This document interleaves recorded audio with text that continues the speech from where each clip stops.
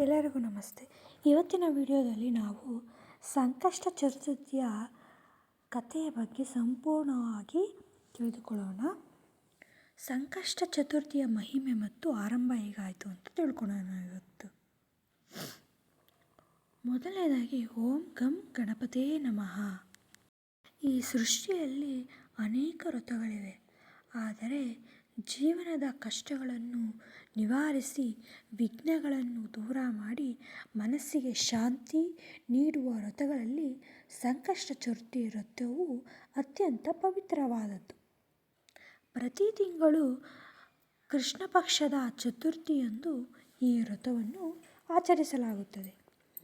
ಈ ದಿನ ಭಕ್ತಿಯಿಂದ ಶ್ರೀ ಗಣೇಶನನ್ನು ಪೂಜಿಸಿ ಚಂದ್ರ ದರ್ಶನದ ನಂತರ ಉಪವಾಸ ಮುಗಿಸಿದರೆ ಜೀವನದಲ್ಲಿ ಅನೇಕ ಕಷ್ಟಗಳು ನಿವಾರಣೆ ಆಗುತ್ತವೆ ಎಂದು ಪುರಾಣಗಳಲ್ಲಿ ಉಲ್ಲೇಖವಾಗಿದೆ ಮತ್ತು ಭಕ್ತರ ನಂಬಿಕೆ ಕೂಡ ಸಹ ಆಗಿದೆ.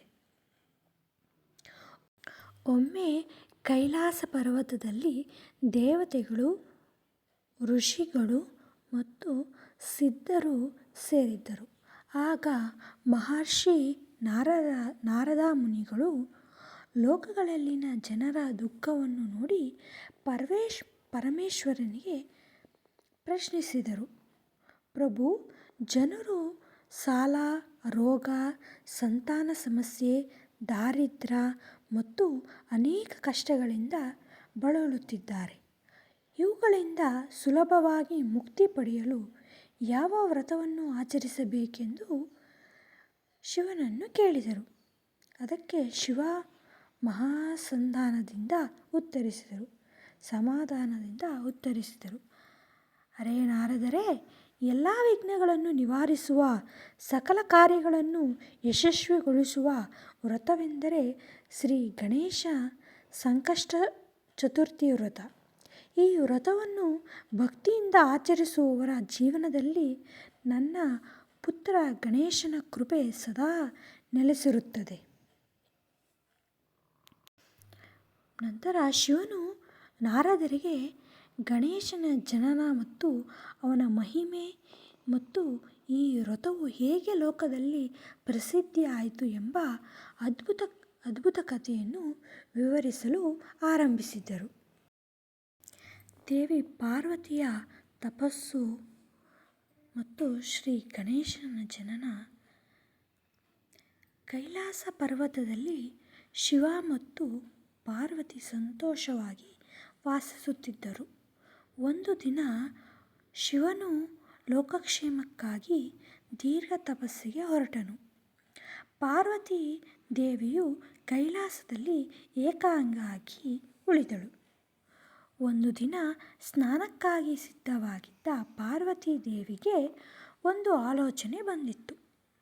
ನಾನು ಸ್ನಾನ ಮಾಡುವಾಗ ಯಾರೂ ಒಳಗಡೆ ಬರಬಾರದು. ನನ್ನನ್ನು ರಕ್ಷಿಸಲು ಒಬ್ಬ ವಿಶ್ವಾಸಾರ್ಹ ಕಾವಲುಗಾರ ಬೇಕು. ಅವರು ತಮ್ಮ ದೇಹಕ್ಕೆ ಹಚ್ಚಿದ್ದ ಅರಿಶಿಣದ ಲೇಪನವನ್ನು ತೆಗೆದು ಅದರಿಂದ ಒಂದು ಸುಂದರವಾದ ಬಾಲಕನನ್ನು ನಿರ್ಮಿಸಿದರು. ತಾಯಿಯ ದಿವ್ಯ ಶಕ್ತಿಯಿಂದ ಆ ಮಣ್ಣಿನ ರೂಪಕ್ಕೆ ಜೀವ ತುಂಬಿದ್ದರು. ಆ ಬಾಲಕ ಕಣ್ಣು ತೆರೆದು ಮೊದಲ ಬಾರಿ ಪಾರ್ವತಿ ದೇವಿಯನ್ನು ನೋಡಿದನು. ಪಾರ್ವತಿ ಅವನನ್ನು ಮಮತೆಯಿಂದ ಅಪ್ಪಿಕೊಂಡು ಮಾತಾಡಿಸಳು. ಮಗನೇ, ಈ ದಿನದಿಂದ ನೀನು ನನ್ನ ಪುತ್ರ. ನಾನು ಹೇಳುವ ಮಾತೇ ನಿನಗೆ ಧರ್ಮ. ನಾನು ಸ್ನಾನ ಮುಗಿಸಿ ಬರುವವರೆಗೂ ಯಾರನ್ನೂ ಒಳಗಡೆ ಬಿಡಬಾರದು. ಬಾಲಕನು ಕೈ ಮುಗಿದು ಉತ್ತರಿಸಿದನು. ಅವನು, ಅಮ್ಮ, ನಿಮ್ಮ ಆದೇಶವನ್ನು ನನ್ನ ಪ್ರಾಣ ಕೊಟ್ಟಾದರೂ ಪಾಲಿಸುತ್ತೇನೆ ಎಂದು ಪಾರ್ವತಿ ದೇವಿಗೆ ಹೇಳಿದರು. ಗಣೇಶನು ಸ್ವಲ್ಪ ಸಮಯದ ನಂತರ ಶಿವನು ಕೈಲಾಸಕ್ಕೆ ಮರಳಿದನು. ಅರಮನೆಯ ಬಾಗಿಲಲ್ಲಿ ಅಪರಿಚಿತ ಬಾಲಕ ನಿಂತಿರುವುದನ್ನು ಕಂಡು ಶಿವನು ಒಳಗೆ ಹೋಗಲು ಮುಂದಾದಾಗ ಬಾಲಕನು ದಾರಿಯನ್ನು ತಡೆದನು. ನನ್ನ ತಾಯಿಯ ಅನುಮತಿ ಇಲ್ಲದೆ ಯಾರನ್ನೂ ಒಳಗೆ ಬಿಡುವುದಿಲ್ಲ ಶಿವನು ಮೃದುವಾಗಿ ಹೇಳಿದನು, ನಾನು ಈ ಮನೆಯ ಯಜಮಾನನು. ಆದರೆ ಬಾಲಕನು ದೃಢವಾಗಿ ಉತ್ತರಿಸಿದನು, ನನ್ನ ತಾಯಿಯ ಆದೇಶವೇ ನನಗೆ ಶ್ರೇಷ್ಠವಾದದ್ದು. ಈ ಮಾತು ಕೇಳಿ ಶಿವಗಣಗಳು ಬಾಲಕನನ್ನು ತಡೆಯಲು ಮುಂದಾದರು. ಆದರೆ ಆ ಚಿಕ್ಕ ಬಾಲಕನ ಅಸಾಧಾರಣ ಶಕ್ತಿಯ ಮುಂದೆ ಎಲ್ಲರೂ ಸೋತರು. ಕೊನೆಗೆ ಶಿವನು ಕೋಪಗೊಂಡು ತನ್ನ ತ್ರಿಶೂಲವನ್ನು ಎತ್ತಿದನು. ದೇವತೆಗಳೆಲ್ಲ ಭಯದಿಂದ ನೋಡುತ್ತಿದ್ದರು. ಒಂದೇ ಕ್ಷಣದಲ್ಲಿ ಬಾಲಕನ ತಲೆ ದೇಹದಿಂದ ಬೇರ್ಪಟ್ಟಿತು. ಸ್ವಲ್ಪ ಹೊತ್ತಿನ ನಂತರ ಪಾರ್ವತಿ ದೇವಿ ಹೊರಬಂದರು. ತಮ್ಮ ಪ್ರೀತಿಯ ಮಗನ ಸ್ಥಿತಿಯನ್ನು ಕಂಡು ಅವರು ದುಃಖದಿಂದ ಅತ್ತರು. ಅವರ ಕೋಪದಿಂದ ಇಡೀ ಬ್ರಹ್ಮಾಂಡವೇ ನಡುಗಿತು. ದೇವತೆಗಳೆಲ್ಲ ಶಿವನನ್ನು ಪ್ರಾರ್ಥಿಸಿದರು. ಬಾಲಕನಿಗೆ ಮತ್ತೆ ಜೀವ ನೀಡುವಂತೆ ಬೇಡಿಕೊಂಡರು.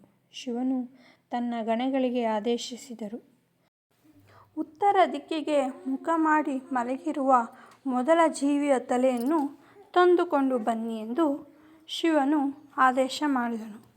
ಗಣಗಳು ಒಂದು ಆನೆಯ ತಲೆಯನ್ನು ತಂದುಕೊಟ್ಟರು. ಶಿವನು ಆ ತಲೆಯನ್ನು ಬಾಲಕನ ದೇಹಕ್ಕೆ ಜೋಡಿಸಿ ದಿವ್ಯಶಕ್ತಿಯಿಂದ ಜೀವವನ್ನು ತುಂಬಿದರು. ಆ ಬಾಲಕನೇ ಶ್ರೀ ಗಜಾನನ ಮತ್ತು ವಿಘ್ನೇಶ್ವರ ಎಂದು ಕರೆಯಲ್ಪಡುತ್ತಿರುವ ಶ್ರೀ ಗಣೇಶ. ಶಿವನು ಇಂದಿನಿಂದ ಯಾವುದೇ ಶುಭ ಕಾರ್ಯಕ್ರಮಗಳಲ್ಲಿ ನನ್ನ ಪುತ್ರ ಗಣೇಶನ ಪೂಜೆ ಇಲ್ಲದೆ ಆರಂಭವಾಗಬಾರದು ಎಂದು ಆದೇಶ ಮಾಡಿದರು. ಎಲ್ಲ ದೇವತೆಗಳಿಗಿಂತ ಮೊದಲು ಗಣೇಶನನ್ನು ಪೂಜಿಸುವುದು ಸಂಪ್ರದಾಯವಾಗಿ ನಡೆಯಿತು. ಆ ದಿನದಿಂದ ಶ್ರೀ ಗಣೇಶನು ವಿಘ್ನಾರ್ಥ, ಸಿದ್ಧಿವಿನಾಯಕ ಮತ್ತು ಪ್ರಥಮ ಪೂಜೆಯ ದೇವರು ಎಂದು ಪ್ರಸಿದ್ಧವಾದರು. ಒಂದು ದಿನ ದೇವಲೋಕದಲ್ಲಿ ಶ್ರೀ ಗಣೇಶನಿಗೆ ವಿಶೇಷ ಪೂಜೆ ನಡೆಯಿತು. ದೇವತೆಗಳು, ಋಷಿಗಳು ಮತ್ತು ಭಕ್ತರು ವಿವಿಧ ಮೋದಕ, ಲಡ್ಡು, ಹಣ್ಣುಗಳು ಮತ್ತು ಸಿಹಿತಿಂಡಿಗಳನ್ನು ಭಕ್ತಿಯಿಂದ ಸಮರ್ಪಿಸಿದರು. ಪೂಜೆ ಮುಗಿದ ನಂತರ ಶ್ರೀ ಗಣೇಶನು ತನ್ನ ವಾಹನವಾದ ಮೋಷಕದ ಮೇಲೆ ಕುಳಿತು ಕೈಲಾಸಕ್ಕೆ ಹೊರಟನು. ದಾರಿಯಲ್ಲಿ ಮೋಷಕವು ಒಂದು ಹಾವನ್ನು ಕಂಡು ಹೆದರಿತು. ಅದು ಏಕಾಏಕಿ ಜಿಗಿದ ಪರಿಣಾಮ ಗಣೇಶನು ಕೆಳಗೆ ಬಿದ್ದನು. ಅವರ ಹೊಟ್ಟೆ ಸ್ವಲ್ಪ ತೆರೆಯಿತು ಮತ್ತು ಮೋದಕಗಳು ಹೊರಬಿದ್ದವು. ಗಣೇಶನು ಶಾಂತವಾಗಿ ಅವನ್ನೆಲ್ಲ ಸೇರಿಸಿ ಅವನ್ನೇ ಹೊಟ್ಟೆಯ ಸುತ್ತ ಕಟ್ಟಿಕೊಂಡು ಮತ್ತೆ ಪ್ರಯಾಣ ಮುಂದುವರಿಸಿದರು. ಈ ದೃಶ್ಯವನ್ನು ಆಕಾಶದಲ್ಲಿ ಚಂದ್ರನು ಕಂಡನು. ತನ್ನ ಚಂದ್ರೋದಯದ ಅಹಂಕಾರದಿಂದ ಅವನು ಜೋರಾಗಿ ನಗುತ್ತಾ ಇದ್ದರು. ಗಣೇಶನು ಚಂದ್ರನ ಕಡೆ ನೋಡಿ ಹೇಳಿದನು, ಸೌಂದರ್ಯದಿಂದ ಅಹಂಕಾರ ಮಾಡಬಾರದು. ಇತರರನ್ನು ಹಾಸ್ಯ ಮಾಡುವವನಿಗೆ ವಿನಯ ಇರುವುದಿಲ್ಲ ಅಂದರು. ಚಂದ್ರನು ನಗುವುದನ್ನು ನಿಲ್ಲಿಸಲಿಲ್ಲ. ಆಗ ಗಣೇಶನು ಶಾಪ ನೀಡಿದರು, ಇಂದಿನಿಂದ ನಿನ್ನನ್ನು ನೋಡುವವರು ಅಪವಾದಕ್ಕೆ ಗುರಿಯಾಗುತ್ತಾರೆ. ನಿನ್ನ ತೇಜಸ್ಸು ಕ್ಷೀಣಿಸುತ್ತದೆ. ಈ ಶಾಪದಿಂದ ದೇವಲೋಕವೇ ಕಳವಳಗೊಂಡಿತು. ಚಂದ್ರನ ಬೆಳಕು ಕ್ಷೀಣಿಸಿತು. ಲೋಕಗಳಲ್ಲಿ ಅಶಾಂತಿ ಉಂಟಾಯಿತು. ಚಂದ್ರನು ತನ್ನ ತಪಸ್ಸನ್ನು ಅರಿತು ಗಣೇಶನ ಪಾದಗಳಿಗೆ ಬಿದ್ದು ಕ್ಷಮೆಯನ್ನು ಕೇಳಿದರು. ಪ್ರಭು, ಅಹಂಕಾರದಿಂದ ನಾನು ತಪ್ಪು ಮಾಡಿದೆ, ನನ್ನನ್ನು ಕ್ಷಮಿಸಿ. ಗಣೇಶನಿಗೆ ದಯೆ ಉಂಟಾಯಿತು. ಅವರು ಹೇಳಿದರು, ನನ್ನ ಶಾಪವನ್ನು ಸಂಪೂರ್ಣವಾಗಿ ಹಿಂತೆಗೆದುಕೊಳ್ಳುವುದಿಲ್ಲ. ಆದರೆ ಭಾದ್ರಪದ ಶುಕ್ಲ ಚತುರ್ಥಿಯಂದು ವಿನಾಯಕ ಚೌತಿ ನಿನ್ನನ್ನು ನೋಡುವವರು ಅಪವಾದಕ್ಕೆ ಒಳಗಾಗಬಹುದು. ಆದರೆ ಸಂಕಷ್ಟ ಚತುರ್ಥಿಯನ್ನು ನನ್ನನ್ನು ಭಕ್ತಿಯಿಂದ ಪೂಜಿಸಿ ರಾತ್ರಿ ಚಂದ್ರ ದರ್ಶನ ಮಾಡಿ ಅರ್ಘ್ಯ ಅರ್ಪಿಸುವವರಿಗೆ ನನ್ನ ಸಂಪೂರ್ಣ ಅನುಗ್ರಹ ದೊರೆಯುತ್ತದೆ. ಅವರ ಸಂಕಷ್ಟಗಳನ್ನು ದೂರವಾಗುತ್ತವೆ ಎಂದು ವರವನ್ನು ನೀಡಿದರು. ಅಂದಿನಿಂದ ಪ್ರತಿ ತಿಂಗಳ ಕೃಷ್ಣ ಪಕ್ಷದ ಚತುರ್ಥಿಯನ್ನು ಸಂಕಷ್ಟ ಚತುರ್ಥಿ ಎಂದು ಆಚರಿಸಲಾಗುತ್ತದೆ. ಭಕ್ತರು ದಿನವಿಡೀ ಉಪವಾಸವಿದ್ದು ಸಂಜೆ ಶ್ರೀ ಗಣೇಶನ ಪೂಜೆ ಮಾಡಿ ಚಂದ್ರನಿಗೆ ಅರ್ಘ್ಯ ಅರ್ಪಿಸಿ ನಂತರ ಪ್ರಸಾದವನ್ನು ಸೇವಿಸುತ್ತಾರೆ. ಪುರಾಣಗಳ ಪ್ರಕಾರ ಈ ವ್ರತವನ್ನು ಭಕ್ತಿಯಿಂದ ಆಚರಿಸುವವರಿಗೆ ಜೀವನದ ವಿಘ್ನಗಳು ನಿವಾರಣೆಯಾಗುತ್ತವೆ, ಸಾಲಬಾಧೆ ಮತ್ತು ಆರ್ಥಿಕ ಸಂಕಷ್ಟಗಳು ಕಡಿಮೆ ಆಗುತ್ತವೆ, ಆರೋಗ್ಯ, ಆಯುಷ್ ಮತ್ತು ಕುಟುಂಬದಲ್ಲಿ ಸುಖಶಾಂತಿ ಹೆಚ್ಚಾಗುತ್ತದೆ, ವಿದ್ಯಾ, ಉದ್ಯೋಗ ಮತ್ತು ವ್ಯಾಪಾರಗಳ ಯಶಸ್ಸು ದೊರೆಯುತ್ತದೆ, ಸಂತಾನ ಭಾಗ್ಯ ಮತ್ತು ಮನಃಶಾಂತಿ ಲಭಿಸುತ್ತದೆ. ಪುರಾಣಗಳಲ್ಲಿ ಒಬ್ಬ ರಾಜನು ಸಂಕಷ್ಟ ಚತುರ್ಥಿಯನ್ನು ಮಾಡಿ ತನ್ನ ರಾಜ್ಯವನ್ನೇ ಹಿಂಪಡೆದನೆಂದು ನಿವಾರಣೆಯ ವ್ರತದಿಂದ ಮಹಿಮೆಯನ್ನು ಉಂಟು ಆಯಿತು. ಆ ಕಥೆಯ ಬಗ್ಗೆ ತಿಳಿದುಕೊಳ್ಳೋಣ ನಾವೀಗ. ಪುರಾತನ ಕಾಲದಲ್ಲಿ ಧರ್ಮಸೇನ ಎಂಬ ಒಬ್ಬ ಧರ್ಮನಿಷ್ಠ ರಾಜನು ರಾಜ್ಯವನ್ನು ಆಳುತ್ತಿದ್ದನು. ಅವನ ರಾಜ್ಯದಲ್ಲಿ ಜನರು ಸುಖವಾಗಿ ಬದುಕುತ್ತಿದ್ದರು. ಮಳೆ ಸಮಯಕ್ಕೆ ಬರುತ್ತಿತ್ತು, ಬೆಳೆ ಸಮೃದ್ಧಿಯಾಗುತ್ತಿತ್ತು, ಎಲ್ಲೆಡೆ ಶಾಂತಿ ನೆಲೆಸಿತ್ತು. ಆದರೆ ಕಾಲಚಕ್ರ ಬದಲಾಯಿತು. ಪಕ್ಕದ ರಾಜ್ಯದ ರಾಜನು ದೊಡ್ಡ ಸೇನೆಯೊಂದಿಗೆ ಯುದ್ಧಕ್ಕೆ ಬಂದನು. ಯುದ್ಧದಲ್ಲಿ ಧರ್ಮಸೇನ ಸೈನ್ಯ ಸೋತಿತ್ತು. ರಾಜ್ಯ, ಅರಮನೆ, ಸಂಪತ್ತು ಎಲ್ಲವೂ ಕೈತಪ್ಪಿತು. ರಾಜನು ತನ್ನ ರಾಣಿ ಮತ್ತು ಕೆಲವೇ ಸೇವಕರೊಂದಿಗೆ ಕಾಡಿಗೆ ತೆರಳಿದನು. ಕಾಡಿನಲ್ಲಿ ಆಹಾರವೂ ಇರಲಿಲ್ಲ, ಆಶ್ರಯವೂ ಇರಲಿಲ್ಲ. ಒಂದು ಕಾಲದಲ್ಲಿ ಸಾವಿರಾರು ಜನರಿಗೆ ದಾನ ಮಾಡುತ್ತಿದ್ದ ರಾಜನು ಈಗ ಒಂದು ಹೊತ್ತಿನ ಊಟಕ್ಕೂ ಕಷ್ಟಪಡಬೇಕಾಗಿತ್ತು. ಒಂದು ದಿನ ಕಾಡಿನಲ್ಲಿ ಸಂಚರಿಸುತ್ತಿದ್ದಾಗ ಒಬ್ಬ ಮಹರ್ಷಿಯ ಆಶ್ರಮವನ್ನು ಕಂಡನು. ಆ ಮಹರ್ಷಿ ರಾಜನನ್ನು ಆತ್ಮೀಯವಾಗಿ ಬರಮಾಡಿಕೊಂಡು ಕೇಳಿದನು, ರಾಜನೇ, ನಿನ್ನ ಮುಖದಲ್ಲಿ ಅಪಾರ ದುಃಖ ಕಾಣುತ್ತಿದೆ, ಏನಾಯಿತು? ರಾಜನು ಕಣ್ಣೀರು ಹಾಕುತ್ತಾ ತನ್ನ ಕಥೆಯನ್ನೆಲ್ಲ ಹೇಳಿದನು. ಮಹರ್ಷಿ ಧ್ಯಾನ ಮಾಡಿ ನಂತರ ಹೇಳಿದನು, ರಾಜನೇ, ನಿರಾಶೆಯಾಗಬೇಡ, ಎಲ್ಲ ಸಂಕಷ್ಟಗಳಿಗೂ ಪರಿಹಾರವಿದೆ. ನೀನು ಭಕ್ತಿಯಿಂದ ಸಂಕಷ್ಟ ಚತುರ್ಥಿಯ ವ್ರತವನ್ನು ಆಚರಿಸು. ವಿಘ್ನ ವಿನಾಶ ಶ್ರೀ ಗಣೇಶನು ಖಂಡಿತವಾಗಿ ನಿನ್ನ ಕಷ್ಟಗಳನ್ನು ನಿವಾರಿಸುತ್ತಾನೆ. ರಾಜನು ಋಷಿಯ ಮಾತಿನಂತೆ ಉಪವಾಸವಿದ್ದು ಶುದ್ಧ ಮನಸ್ಸಿನಿಂದ ಶ್ರೀ ಗಣೇಶನಿಗೆ ಕೆಂಪು ಹೂವು, ಮೋದಕ ಮತ್ತು ತೆಂಗಿನಕಾಯಿ ಅರ್ಪಿಸಿ ಪೂಜೆ ಮಾಡಿದನು. ರಾತ್ರಿ ಚಂದ್ರನ ದರ್ಶನ ಮಾಡಿ ಅರ್ಘ್ಯ ಅರ್ಪಿಸಿ ಗಣೇಶನ ಕೃಪೆಯನ್ನು ಪ್ರಾಪ್ತಿಯಾಯಿತು. ಕೆಲವು ದಿನಗಳಲ್ಲಿ ಅದ್ಭುತವಾದ ಬದಲಾವಣೆಗಳು ಕಾಣಿಸಿಕೊಂಡವು. ರಾಜನ ಹಳೆಯ ಸೇನಾಪತಿಗಳು ಮತ್ತೆ ಅವನ ಬಳಿ ಸೇರಿದರು. ಪ್ರಜೆಗಳು ಅವನನ್ನು ಮರಳಿ ರಾಜನನ್ನಾಗಿ ಮಾಡಲು ಮುಂದಾದರು. ಶತ್ರು ರಾಜ್ಯದಲ್ಲಿ ಒಳಜನಗಳು ಆರಂಭವಾದರು.